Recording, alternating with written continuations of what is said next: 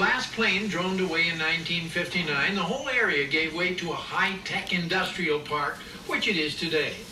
But the old terminal and tower remain, most of the beautiful tiles painted over. But on a clear day, you can still hear some of those hangar jockeys coming in for a landing.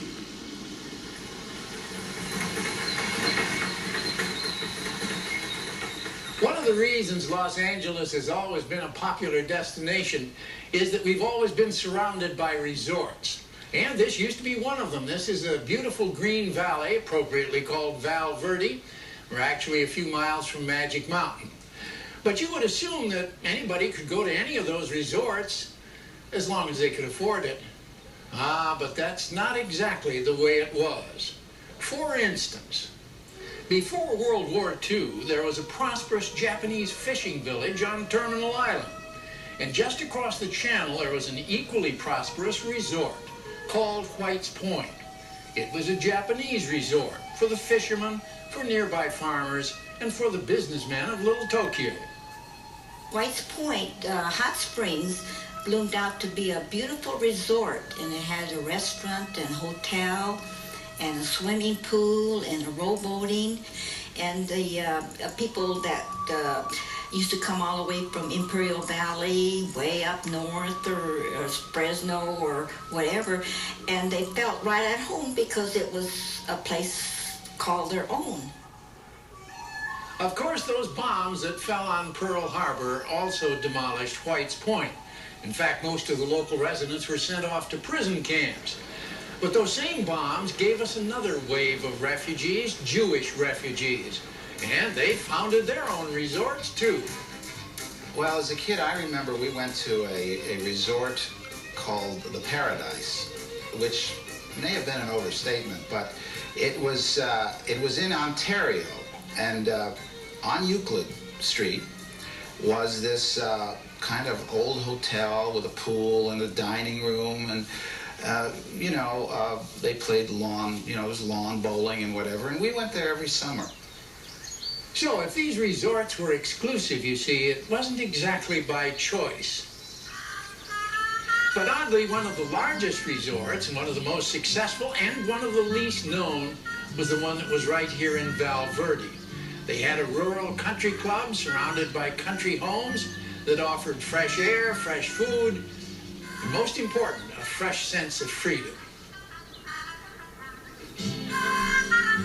To the black community of Los Angeles, Val Verde was more than just a resort. It was an escape. This represented a place where we felt free, a place where we felt relaxed, but most of all, where my father and his friends and his relatives could come.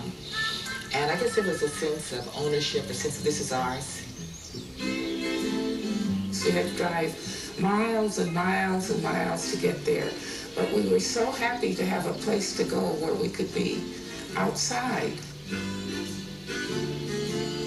When you came into the valley, it was sort of an exhilarating feeling. You felt for a while that you were on par with the rest of America. It was, without question, the Black Palm Springs.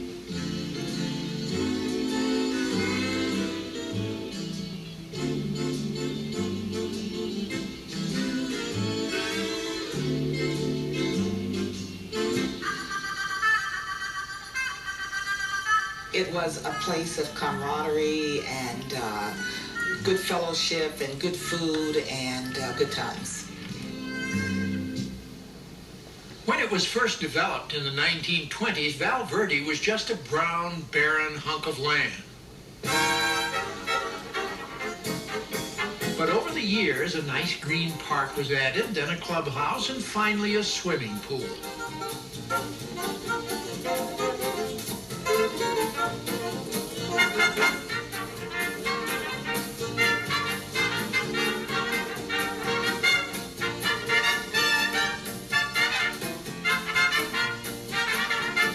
There weren't many blacks in Los Angeles then, and everybody knew everybody almost, And the people would cook and bring their specialties, the good old picnic food like stuffed eggs and fried chicken and potato salad and greens. And I remember the peach cobblers especially. Oh, they were so good.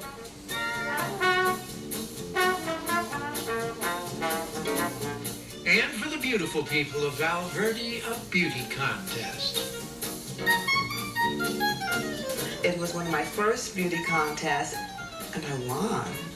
I was so shocked because there were girls who were much more beautiful than I was. And Eartha Kitt was one of the judges. Years later, I ran into a gentleman who was a judge, and he told me that when she heard me singing April in Paris in French, she says, "There's our winner." So I have to thank her for that. As times began to change, Val Verde went from resort to residential. Though nicely integrated now, it's certainly not as rustic or charming as it used to be. Oh, sure, the old hotel is still there, a victim of the Northridge earthquake. So is the country store on Main Street, but something is missing. As one resident told me, it's the only black community which has turned white. So, at least, it has made history.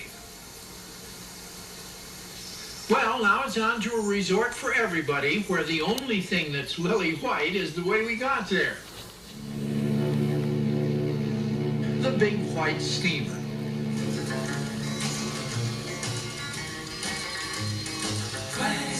Miles across the sea, Santa Catalina is waiting for me.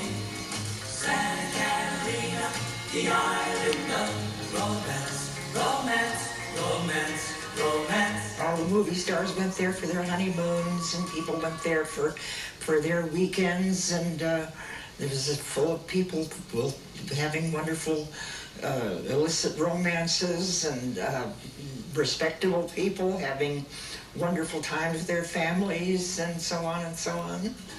26 miles across the sea, Santa Catalina is waiting for me. Santa Catalina, the island of romance, romance, romance, romance. It was a resort we once knew as the poor man's Polynesia, Santa Catalina Island, and even though it's still very much here, the experience of going to our own exotic hideaway isn't quite the same, in large part because the SS Catalina is no more. Every time the boat would come in, all the people in the island would come and, hello, and they'd wave and so forth, and the leaving was the same type of thing. You thought you were in Hawaii with the lace and all that type of thing. Halfway over there, everybody would get very friendly and start dancing, and we'd dance the La Raspa, Mexican hat dance. Everybody would come off in a very joyous mood, and you'd go off to Catalina.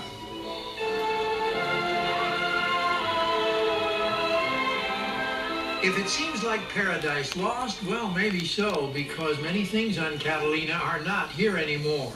Those wooden Chris Crafts don't skim around to greet you. You couldn't get any kid to dive for a penny or even a quarter these days. They still have dances at the casino, but the famous dance bands are gone. The St. Catherine Hotel is now a honeycomb of condos, and the Bird Park is gone. But the main thing that isn't here anymore is William Wrigley, the chewing gum tycoon who bought the island as his plaything. And his favorite toy was the Chicago Cubs. There was that wonderful time when the Cubbies had their spring training on Santa Catalina Island.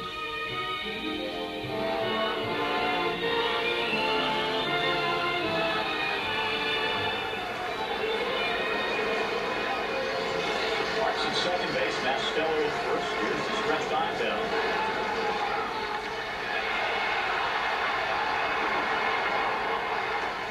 I guess all that practice in Catalina paid off. Another home run in Wrigley Field. But those aren't the Cubs, and we're not in Chicago. Well, it is still Wrigley Field. Wrigley Field in Los Angeles, that is, home of the Angels. And that's because Mr. Wrigley built a replica of his famous Chicago ballpark just south of downtown Los Angeles.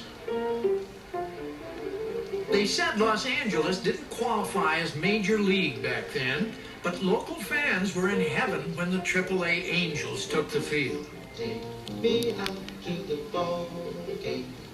Take me out with the crowd. Buy me some peanuts and cracker jacks.